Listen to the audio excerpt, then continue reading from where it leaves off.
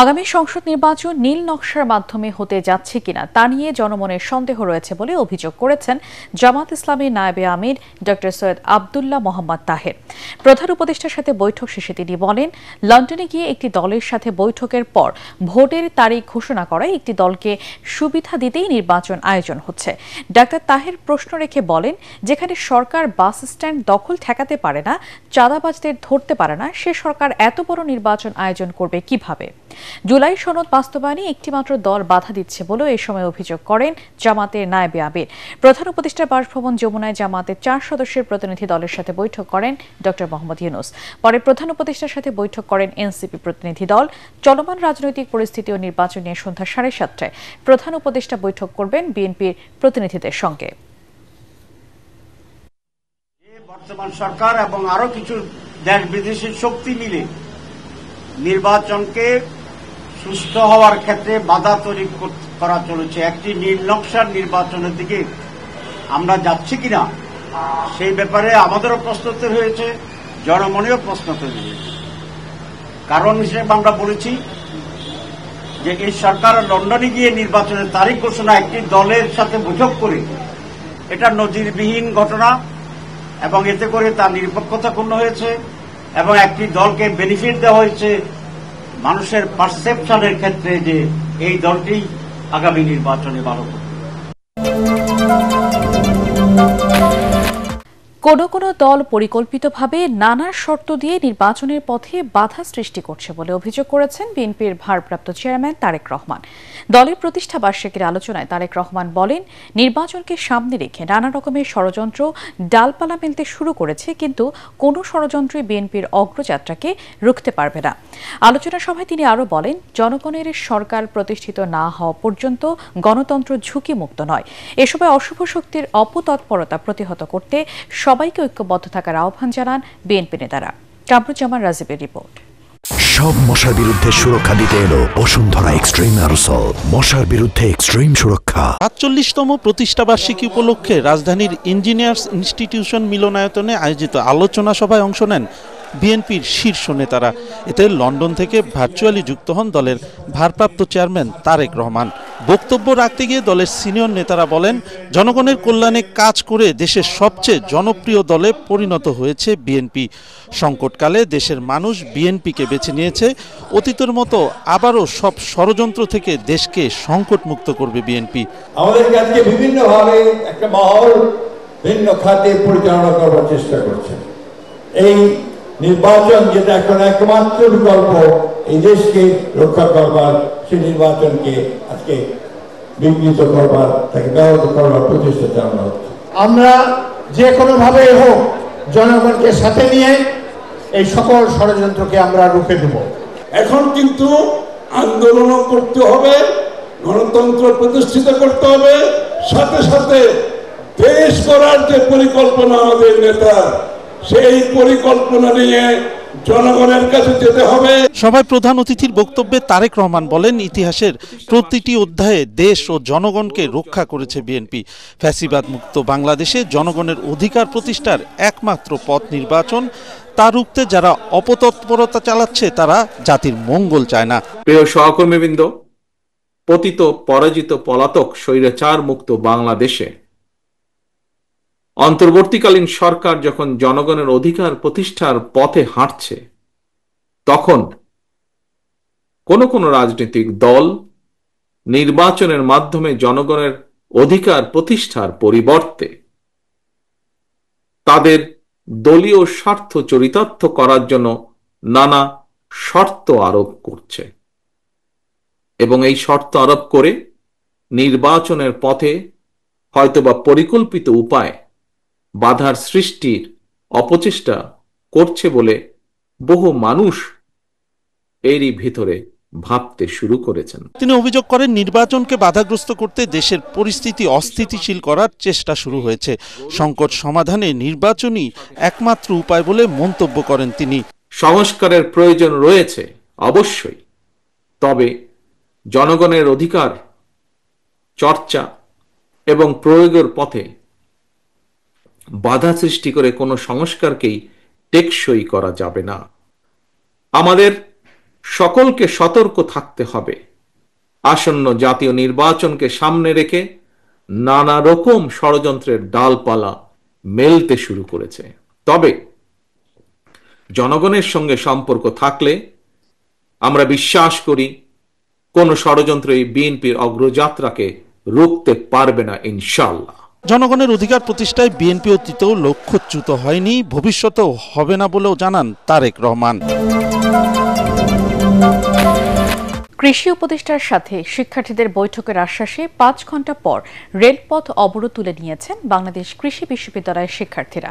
এতে ঢাকা ময়মনসিংহ রেলপথে ট্রেন চলাচল আবারও শুরু হয়েছে। বিকেল 3:30টায় ময়মনসিংহ জেলা প্রশাসক মফিদুল আলমের আশ্বাসের পর অবরোধ তুলে নেয় শিক্ষার্থীরা। এর আগে কৃষিবিদ ঐক্য পরিষদের ঘোষিত 3 দফা দাবিতে সকাল 11:30টায় ময়মনসিংহের জব্বারের মোড়ে ঢাকাগামী হাওর এক্সপ্রেস ট্রেন আটকে দেয় শিক্ষার্থীরা।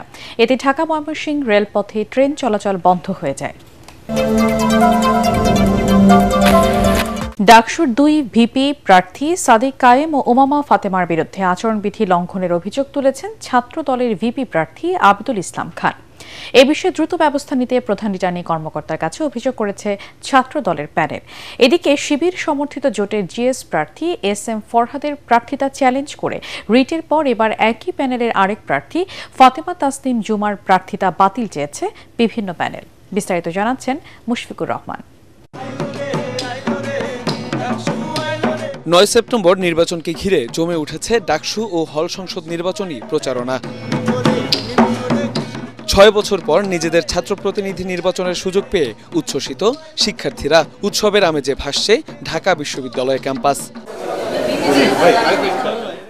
প্রচারণার পাশাপাশি প্যানেল এবং প্রার্থীদের মধ্যে চলছে পাল্টাপাল্টি কথার লড়াই। এদিন 2 ভিপি প্রার্থী সাদিক কায়েম ও উমামা ফাতেমার বিরুদ্ধে আচরণবিধি লঙ্ঘনের অভিযোগ এনে প্রধান রিটার্নিং কর্মকর্তার কাছে লিখিত অভিযোগ করেন ছাত্রদলের ভিপি প্রার্থী আবিদুল ইসলাম খান। সমাজবিজ্ঞান বিভাগে শিবির সমর্থিত প্যানেলেরই একজন সদস্য ক্লাসরুমে ঢুকে মাইকে ভোট চেয়ে আসছে, এটাও আচরণবিধি লঙ্ঘনের ভিতরে পড়ে। এদিকে নিষিদ্ধ সংগঠন ছাত্রলীগের সাথে জড়িত থাকার অভিযোগ এনে শিবির সমর্থিত প্যানেলের জিএস প্রার্থী SM ফরহাদের প্রার্থিতা বাতিল চেয়ে হাইকোর্টে রিট করেছে অপরাজয় 71 অদম্য 24 প্যানেলের মুক্তিযুদ্ধ গণতান্ত্রিক আন্দোলন বিষয়ক সম্পাদক ফাহমিদা আলম। জুলাইয়ের আগে এবং জুলাই পরবর্তী সময়ে তার কাছ থেকে আমরা কিন্তু কোনো পদত্যাগপত্র বা কোনো ধরনের প্রুফ আমরা পাইনি যে তিনি আসলে এই সংগঠনটিতে আর বিলং করেন না। এই ডাকসু নির্বাচনে তার প্রার্থিতার বিষয়ে আমরা এই বিষয়টি আনার চেষ্টা করেছি, বা এই বিষয়ে আমার রিটের মূল বক্তব্য। উন্মুক্ত বিতর্কে আদিবাসী মুক্তিযোদ্ধাদের নিয়ে অবমাননাকর মন্তব্য করায় শিবিরের প্যানেলের প্রার্থী ফাতেমা তাসনিম জুমার বিরুদ্ধেও আচরণবিধি লঙ্ঘনের অভিযোগ এনেছে ছাত্রদল। একই অভিযোগ বাম জোটের প্যানেল প্রতিরোধ পর্ষদেরও। এ সময় ইশতেহার ঘোষণা করে বাম জোটের প্যানেলটি। মহান মুক্তিযুদ্ধের যে ইতিহাসকে বিকৃতি এবং হীনভাবে উপস্থাপনের চেষ্টার জন্য ঝুমা এবং শিবির কর্তৃক প্যানেলের শিবির সমর্থিত প্যানেলকে ক্ষমা চাইতে হবে দেশবাসীর কাছে। চাকমাদের কোনো স্টেকই ছিল না যে মন্তব্যের মধ্য দিয়ে এবং তাদেরকে অস্বীকার করার মধ্য দিয়ে মুক্তিযুদ্ধের ইতিহাস, মুক্তিযুদ্ধকে ভুলুণ্ঠিত করা হয়েছে, মুক্তিযুদ্ধের চেতনাকে ভুলুণ্ঠিত করা হয়েছে। একটা প্যানেল থেকে বারংবার স্বাধীনতা সংগ্রাম এবং মুক্তিযুদ্ধের ইতিহাসকে বারবার বিকৃত করার শামিল। এদিকে শিবির সমর্থিত প্যানেলের প্রার্থী SM ফরহাদের অভিযোগ নির্বাচন বানচাল করতেই ষড়যন্ত্র করছে নানা পক্ষ। আমি আদালতের সিদ্ধান্তের প্রতি রেসপেক্ট রাখি, সেদিক থেকে সেটি শুনানি হোক, রায় আসুক, তখন কথা হবে। এখন এইটুকুই শুধু, যিনি রিড করেছেন আমার বিরুদ্ধে তার এই দ্বিমতের অ্যাপ্রোচের প্রতি আমি রেসপেক্ট জানাই। নিষিদ্ধ ছাত্র সংগঠন ছাত্রলীগের সঙ্গে জড়িত থাকার অভিযোগে শিবির সমর্থিত জোটের জিএস প্রার্থী SM ফরহাদের প্রার্থিতা চ্যালেঞ্জ করে রিটের শুনানি হবে মঙ্গলবার।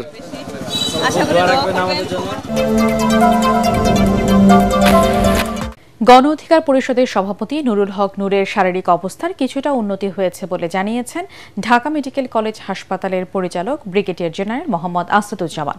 দ্রুত তাকে কেবিনে স্থানান্তর করা যাবে বলে আশা প্রকাশ করেছেন তিনি। তবে বাংলাদেশে রেখে নূরের চিকিৎসায় নিরাপত্তা হুমকির শঙ্কা করছেন তার দলের সাধারণ সম্পাদক রাশেদ খান।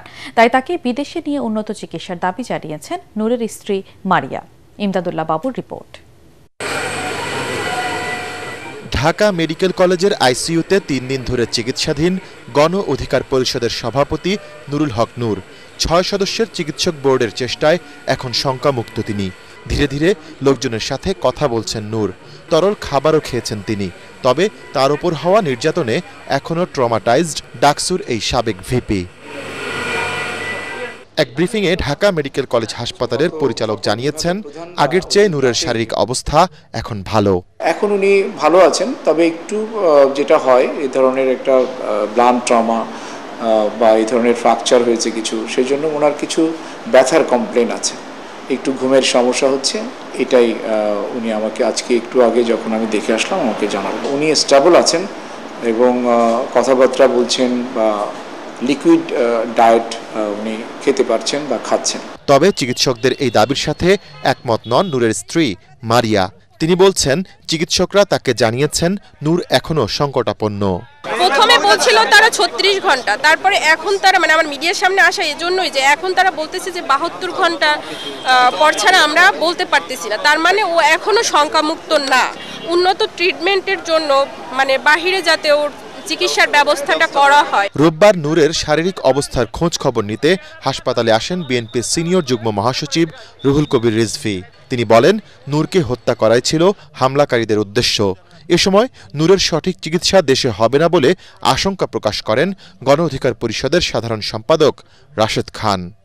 পূর্ব পরিকল্পিত একটি বিষয় যে তাকে টার্গেট করা হয়েছে আঘাত করার জন্য এবং উদ্দেশ্য ছিল একেবারে মেরে ফেলার। এই যে আঘাতটা নির্মমভাবে, সেটা যারাই করুক তারা একটা বৃহৎ পরিকল্পনার অংশ বলে আমি মনে করি। কিছুটা সংশয় এবং সন্দেহ রয়েছে, যে কারণে আমরা দাবি করছি নুরুল হক নূরকে উন্নত চিকিৎসার জন্য দেশের বাইরে নিতে হবে। নির্বাচনের সাথে এই ঘটনার কোনো সম্পর্ক নাই। নির্বাচনের গতিতে চলবে। গত শুক্রবার রাজধানীর কাকরাইলে জাতীয় পার্টি ও গণ অধিকার পরিষদের নেতাকর্মীদের মধ্যে সংঘর্ষে সেনা পুলিশের লাঠিচার্জে গুরুতর আহত হন নুরুল হক নূর।